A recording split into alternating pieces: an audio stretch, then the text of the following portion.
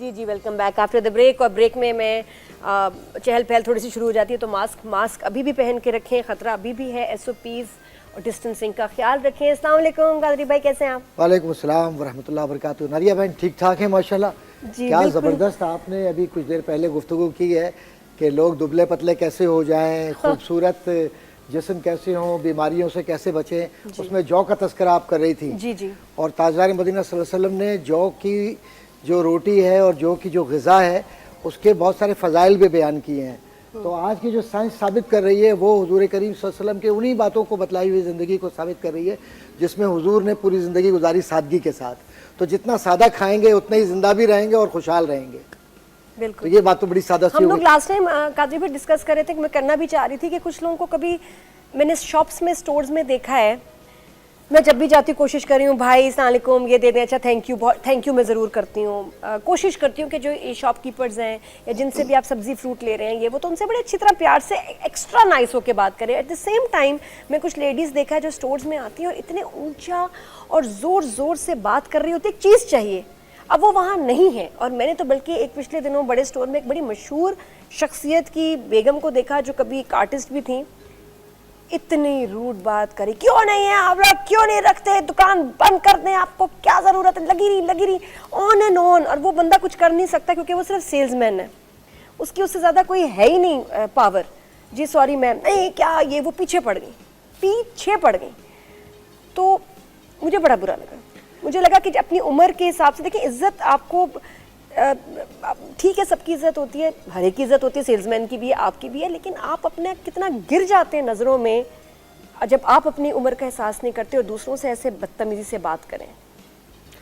एक बात मैं अर्ज़ करता चलूँ नादिया बहन, असल में मामला हमारे रवैयों का है, और जो हमारे रवैये हैं यही हमें दोस्त बनाते हैं और यही रवैये हमें एक दूसरे का दुश्मन बनाते हैं।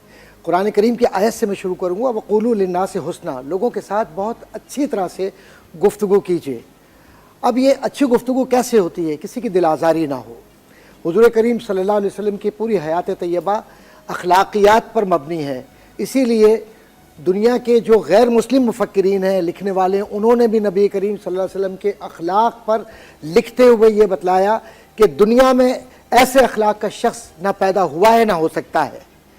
और फिर हुज़ूर करीम सल्लल्लाहु अलैहि वसल्लम के बाद जो माशरा, इस्लामी माशरा आता है, और आज जो इस्लामी जमहूरिया पाकिस्तान जिसमें हम बैठे हुए हैं, इसमें हम अपने अंदाज़ को देखते हैं तो आप ही अपनी अदाओं पर ज़रा गौर करें। तो हमारी अदाएँ क्या हैं? हमारी अदाएँ ये है कि जिस पर बस चलता है हम उसे दुनिया भर की सारी अच्छाई बुराई सारी उसके ऊपर निकाल रहे होते हैं, जो अभी आपने गुफ्तगू में इशारा किया। अब दो तरीक़े हैं इसके, एक तो है वो नफ्सियाती बीमारी जो हमारे अंदर इस वजह से आ गई कि शायद हम बहुत बरतर लोग हैं और बरतरी के इस खेल ने हमें तकसीम कर दिया माशरे के अंदर। आपने पढ़ा होगा, आए दिन हमारे पास ये अखबारात में, मीडिया में, ज़राए इब्लाग में ये बात आती है कि कोई गरीब बच्ची है, उसको थप्पड़ मार दिया, तेज़ाब डाल दिया, उसको घर से निकाल दिया, या जुल्म व जबर की बहुत सारी दास्तानें और कहानियाँ हमारे सामने आती हैं। हमारे माशरे की वो ज़िंदा कहानियाँ हैं और ज़िंदा लोगों के ज़रिए ही आती हैं। वो एक ये हिस्सा है।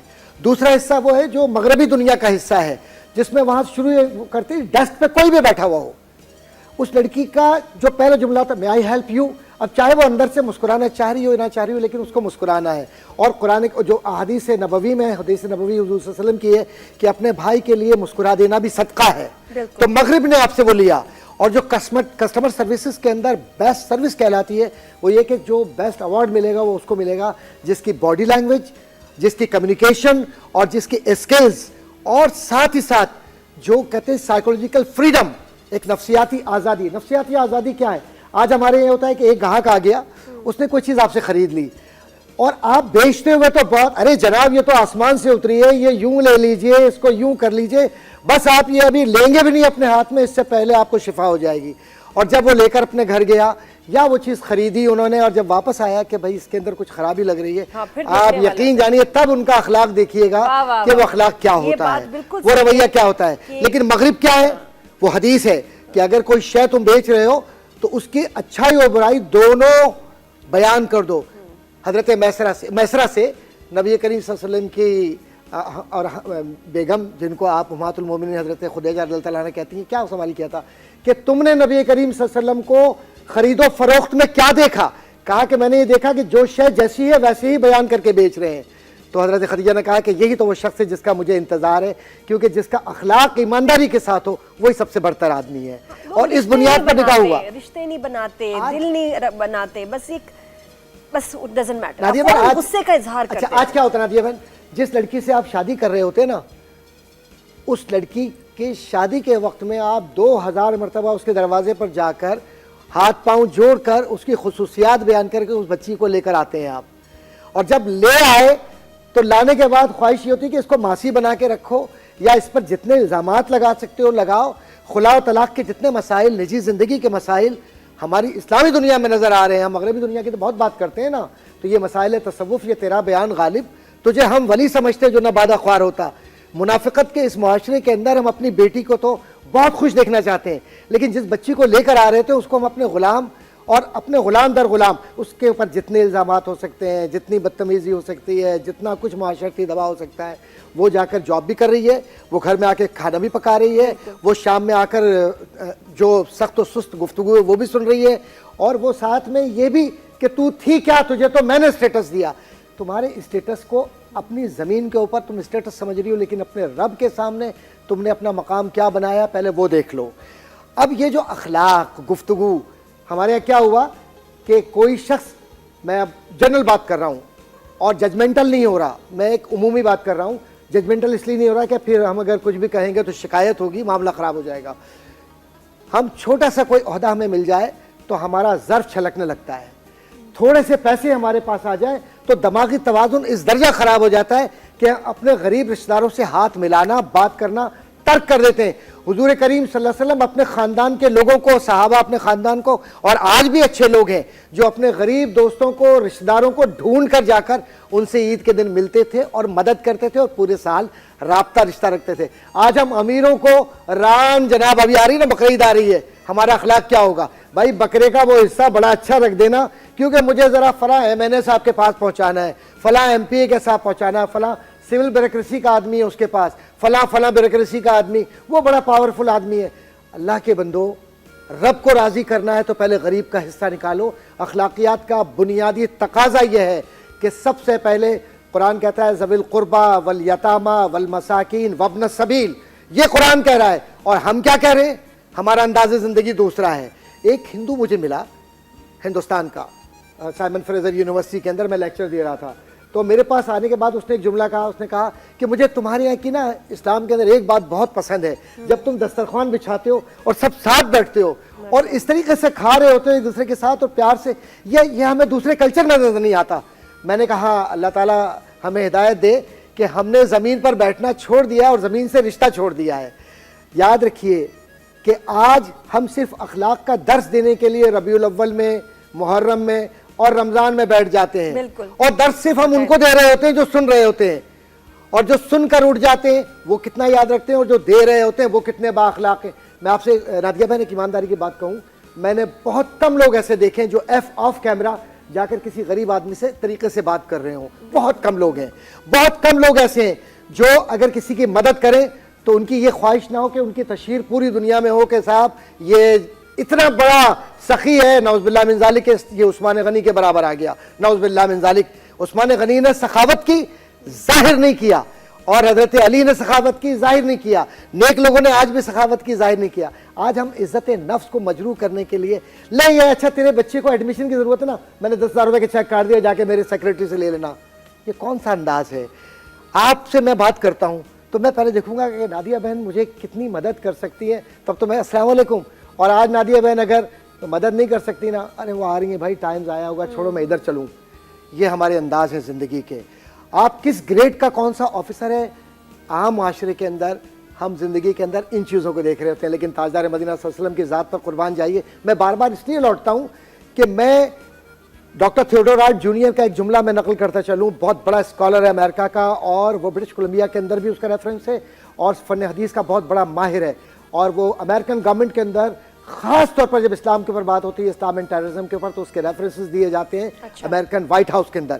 اس کا ایک جملہ ہے، اس نے صرف ایک جملہ لکھا تھا، اسلام کو میں نے اگر پہچانا ہے تو اخلاق کی وجہ سے پہچانا ہے. گفتگو کا انداز یہ ہوا کرتا تھا کہ نبی میں اور معاشرے کے لوگوں میں کوئی فرق محسوس نہیں ہوتا تھا، مل کر کام کیا کرتے تھے انسانیت آپ کا بولنے کا انداز جو دوسرے کا دل بدل دیتا ہے. کوئی آپ سے لڑنے آئے گا، فار ایگزامپل آپ کو پتا ہے وہ لڑنے آ رہا ہے، آپ اس سے پیار سے بات کریں، اس کا ارادہ ہی بدل جائے گا. بے واہ واہ، کیا اچھی بات کہی آپ نے. بالکل. حضرت عمر ابن خطاب کہتے تھے خدا کی قسم زمین پر اے رسول اللہ صلی اللہ علیہ وسلم آپ سے بڑھ کر میرا کوئی دشمن نہیں تھا، لیکن جب میں نے آپ کی گفتگو سنی اور جب میں نے اپنے بہنوئی کو اور اپنی بہن کو قرآن کے الفاظ کے ساتھ سنا، آج عمر سے زیادہ جانثار آپ کے لیے کوئی نہیں ہے. تو یہ کیا ہوتا ہے؟ جو دلوں کو فتح کر لے وہی فاتح ہے زمانہ. ہم یہ سمجھتے ہیں کہ ہم تقریروں کے ذریعے، روب کے ذریعے، دبدبے کے ذریعے، اپنے عہدے کے ذریعے، اپنے پیسے کے ذریعے مروب کریں. قبرستان جائیے، کبھی قبرستان جا کر دیکھیں، کیا بڑے بڑے لوگ، بڑے بڑے قبریں ان کے بخدا ان کے قدمے نہیں پڑے جاتے. اتنے بڑے بڑے نام وہاں پر میں دیکھتا ہوں. کبھی قبرستان خاص طور پہ جاتا ہوں میں، اور میں تلاش کرتا ہوں کہ قبریں کن کن لوگوں کی کیسی ہیں. نامور لوگ اگر زندہ ہیں تو وہ لوگ زندہ ہیں کہ جن کی نیکی انہوں نے زندہ رکھا. عبدالستار عیدی آج زندہ ہے، اس لیے زندہ ہے کہ اس نے نیکیاں کی، اس شخص نے، وہ دلوں کے اندر ہے. اسی طریقے سے آپ ماضی، حال اور مستقبل میں، دنیا خالی نہیں ہوئی اچھے لوگوں سے. اخلاقیات کا تقاضا کیا ہے؟ اب آپ دیکھیے کہ ہمارے ہاں جھوٹ بول لینا، الزام تراشی، سوشل میڈیا کے اوپر فضول قسم کے کلپس لگا کر چرب زبانی کے ذریعے لوگوں کو بدنام کرنا، لوگوں کو اپنے بزنسز کو چلانے کے لیے دوسروں کے عیب تلاش کرنا، اپنے آپ کو بڑا پارسا اور پاکباز دکھانے کے لیے دوسروں کے اوپر عیب. کوئی بچی مغرب کے بعد گھر کی طرف جا رہی ہوگی تو ہماری نگاہیں اس کے پیچھے تعقب کر رہی ہیں، جب تک وہ بچی مڑ نہیں جائے گی ہماری آنکھیں اندھی نہیں ہوتی، ہم دیکھ رہے ہوتے ہیں. لعنت ہو ایسی زندگی کے اوپر جو ہم اپنی بہن بیٹی کی تو عزت کریں لیکن دوسری بچی کی ہم عزت نہ کریں. کوئی غریب دروازے پر آ جائے تو جھڑک کر نکال دیں، اور کوئی امیر آ جائے تو ہم ننگے پیر بھاگ کر اس کا استقبال کریں. یہ کیا معاشرہ ہے؟ اس کو منافقت کہتے ہیں میری بہن. یہ منافقت کا معاشرہ ہے، اور قرآن نے اس کو کہا ہے لما تقولون ما لا تفعلون، تم وہ کیوں کہتے ہو جو تم کرتے نہیں ہو. آج ہم کیا چاہ رہے ہیں؟ ہم یہ چاہتے ہیں کہ ہمیں بڑے لوگوں میں شمار کیا جائے. معاشرہ وہی بڑا ہوتا ہے جس کا اخلاق بڑا ہو، جس کی زبان اچھی ہو، جس کے ملنے والے لوگ ایک دوسرے کی جب مدد کریں. تو بقول اقبال کے کیا خوبصورت شعر ہے، اور میں اقبال کا بڑا پیار کرنے والوں میں ہوں، میں تو ان کے خادموں میں ہوں. اور قرآن کریم کی ایک آیت ہے، اس کا ترجمہ انہوں نے کیا اور آپ کی نظر کر رہا ہوں کہ ہو حلقے یاراں تو بریشم کی طرح نرم، ہو حلقے یاراں تو بریشم کی طرح نرم، رسم حق و باطل ہو تو فولاد ہے مومن. تو ایمان و کفر اور اخلاق اور غیر اخلاقی معاشروں کی جو بنیاد ہے، ہماری سارے اخلاقی صفات، اس کو آپ کہتے ہیں، مثال کے طور پر ہم غصہ کرتے ہیں.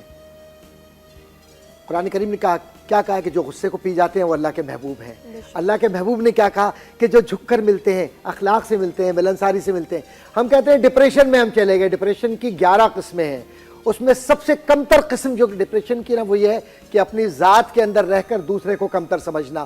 آپ نے سنا ہوگا ایگو اور سپر ایگو. جو سائیکالوجی کے لوگ ہیں اور پیرا سائیکالوجی کے لوگ ہیں، اور جو سائیکالوجسٹ ہیں اور سائیکیٹرسٹ ہیں، انہوں نے لائن آف ڈیمارکیشن کلیئر طور پہ رکھی ہے. بعض لوگ دوائیوں پہ چلے جاتے ہیں، کہتے ہیں یار اس کو کیا ہو گیا، کہہ لیں گے صاحب اس کی جو نا وہ ایگو ہرٹ ہوئی. ایگو کیا ہرٹ ہوئی ہے؟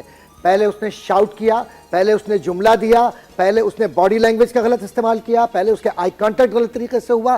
دوسرے آدمی نے جب ری ایکشنری فورسز کو استعمال کیا تو آپ نے کہا صاحب اس کے اوپر تو ہیرسمنٹ کا کیس بنا دو اور دوسرے کو جو نا بڑا پاکیزہ کر کے نکال دو. جب معاشرتی عدل اور اخلاقی زاویے ہمارے نہ رہیں تو معاشرہ پھر بدلتا ہے.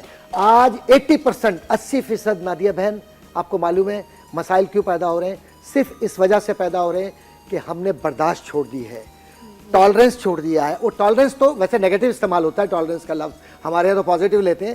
یعنی ہمارے پاس اختیار ہے اور ہم اس اختیار کو استعمال نہ کر کے معاشرے کو ایک فیسیلیٹیٹ کریں، عفو درگزر سے کام لیں. اس لیے ہم ایسی باتیں ہر ہفتے کرتے ہیں تاکہ صرف ذہن میں رہے. کیا ہوتا ہے کوئی ایسا واقعہ ہوتا ہے بھول جاتے ہیں، پھر کیئر لیس ہوتے ہیں. بار بار ہم آپ کو بتائیں گے، یاد کرائیں گے. اور قادری بھائی اس کے لیے بیسٹ اسپیکر. ہم دونوں بہن بھائیوں کا اس معاملے میں بالکل سادہ اصول ہے. ایک گھنٹوں میں آپ کی باتیں سن سکتے ہیں. آپ یقین کریں سالوں بعد مطلب مجھے لگتا ہے کہ کوئی ایسی پرسنالٹی ہے جو ماشاءاللہ جنرلی خود بھی اچھے ہیں اور اتنی اچھی باتیں کرتے ہیں کہ آپ پہ آپ نا بس کچھ ہپنوٹائز سے ہو جاتے ہیں. بہت بہت شکریہ. پی ٹی وی کا شکریہ، آپ کا شکریہ، ان بہن بھائیوں کا جو ان باتوں کو سنتے ہیں. ہم سب مل کے عمل کر لیں تو بہتری ہوگی. تھوڑا سا کوئی مسلک بھی اختیار کرے, اتنا بھی چینج اگر ہوا نا تو اس سے بہتری کوئی ہوگی. آپ سے ملاقات ایک جملہ, کوئی مسلک بھی اختیار کرے, آدمی آدمی سے پیار کرے.